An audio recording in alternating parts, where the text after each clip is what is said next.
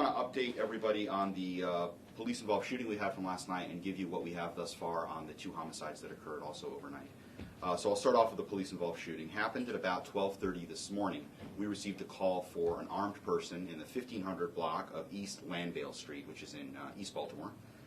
We received that call. Multiple police officers responded. They found an individual that matched the description that they got in the call. They approached that individual. That individual engaged police. He reached into his waistband to what we later determined to be a handgun. One of the officers fired his service weapon in defense and did not strike the suspect. The suspect then ran away, ran about a block up the road when another police officer encountered him. Again, that individual matched the description.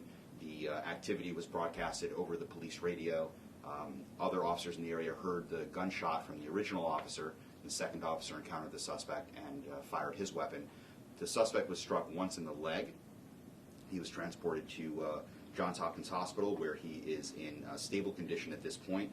He is, as soon as he's completed with his medical treatment, he'll be interviewed by homicide detectives.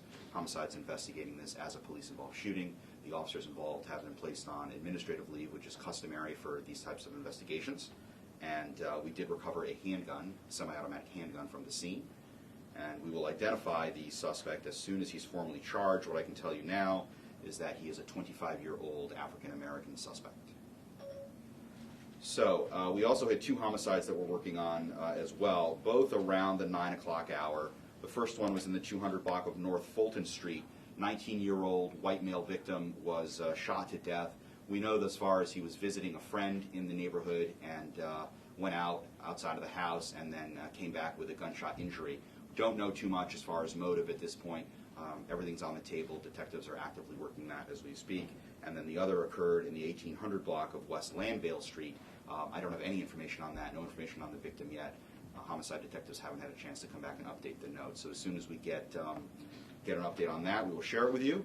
And it looks like it's pretty much it. Questions? The suspect in the Landvale shooting ran a block up. What block is that? Like, where Which Landvale? The police involved? The police involved, sorry, Okay. yeah. So we got the call for the 1500 block of East Landvale Street, and I believe Caroline is the next block up. And the shootings on the west side, they happen pretty close to each other? Pretty close to each other. The time frame is pretty close to one another, so obviously we're going to look for anything that's related to them, or anything that makes them related to each other, rather. Right now there's just nothing, nothing in the system to indicate that, but detectives are actively working on it. You said it was a white male victim? Correct. 19-year-old white male victim on 200 North Fulton. And he was shot just once, Anthony? Or do you know how many times? It looks like he was shot just once. I don't have the next of kin notification part done yet, so as soon as that's done, it'll tell me how many times he was shot and who he is. I'll throw this out. Any updates in the custody death of Anthony Anderson? Where are things at right now? So the custody death of Anthony Anderson, what's going to happen is Baltimore Police Homicide Section are doing an independent criminal investigation, and they will do that investigation. The difference here is that the charging decision on whether this was a legally justified homicide or an unjustified homicide will rest with State's Attorney Greg Bernstein. So Homicide will do their case just like they do every other murder investigation, and they will present their findings to the State's Attorney for prosecutorial review.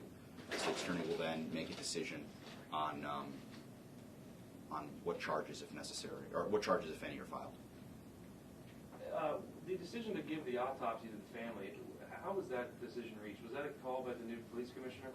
That was a decision made by the police department, by the police commissioner, to give that to the family, and it was in the interest of transparency. This was a situation like we've never experienced before, and Commissioner Batts met with the family. He met with the police officers involved, and he did release that report to the family this week.